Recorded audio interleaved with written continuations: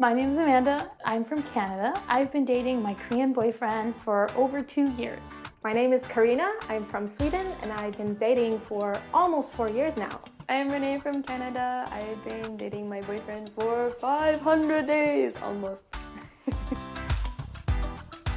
So back in 2014, I was an exchange student here, and on campus, they had like a bunch of meetups. Basically, I just happened to sit next to this guy. So immediately we became really good friends. We started hanging out, watching movies together. We did a bunch of stuff together. We just felt that we had the same interest and we really connected well. We first met in Canada while he was there for a working holiday visa, but he was already dating another girl, so we were just friends. But when I came back to Korea, he came back a few months later and we met just as friends and we kept hanging out more and more and more, and then it was unexpected fireworks and now we're together.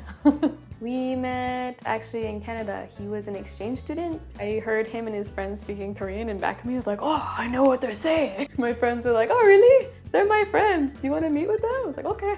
That same night that we were drinking, I brought him and one of my Japanese friends back to my house because they had missed the bus. I was like, you guys can crash on my couch. The next day, it was pouring rain outside. So we bonded a lot and we talked a lot, and we started watching this YouTube series because we were too scared to play the actual game. So we just watched it, and because you're scared, you sometimes go like that, skinship, and like slowly we got like closer and closer, putting arm around arm.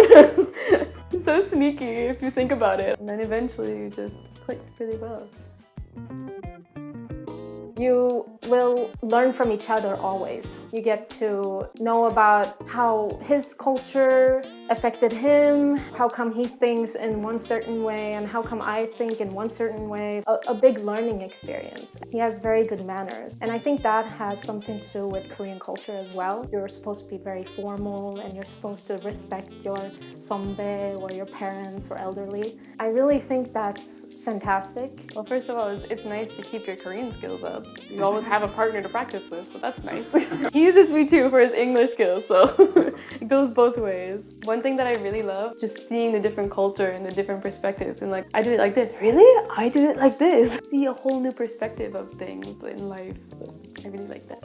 For me, I really don't see the culture aspect as being a benefit. I just see the person. So being with this person for me is a benefit. It doesn't matter that they're Korean. It doesn't matter that they speak Korean. It doesn't matter any of that. So I really like the person. That's who I decided to date.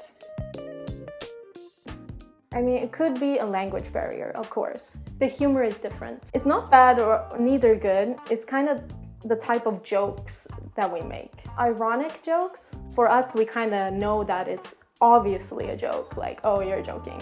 But actually, there has been many misunderstandings. It's actually quite cute when he literally takes a joke seriously and like, oh, and I feel kind of sorry about that because that's just a culture difference. Even though I said that I like cultural differences, but sometimes we fight because of them. We're just like, no, like this is so rude in my country, like you can't do that. Sometimes the way that we talk to each other can turn into miscommunication and then later a fight, so it kind of gotta be careful for that. It's hard.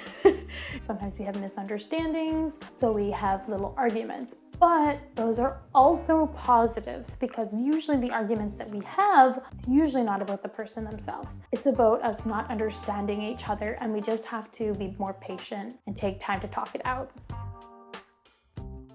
I had a long-distance relationship because I had to go back to Sweden. On and off, I think we were kind of separated for a year. If you're in an international relationship and you know that it's going to become a long distance, you don't have to plan your future, but you should at least be aware of your future. Can you handle a long distance? Because it's not easy, but you just have to follow your heart, your feelings. I worked it out and it's great. I am so happy that we had a long distance and now we're together again. Definitely communication. Talk with your partner as much as you can and be patient with them because you're not going to understand everything right away. Sometimes you're gonna get frustrated. You just need to keep trying and like calm down and then find a way to go over that problem. In Korea, I've met a lot of girls that have that K-drama expectations or the K-pop idol expectations, and it's not that. They are real people, just like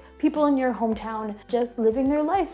That also means that relationships are similar as well. So you have to stop having that cookie cutter image of what a relationship with a Korean man will be like. If you get really frustrated, you have to take a step back. Even like the tiniest things, you could have a misunderstanding. So just be patient, count to 10, and then talk it out. 사랑해요. 사랑해, 밥 먹자, 배고프지, 섹시.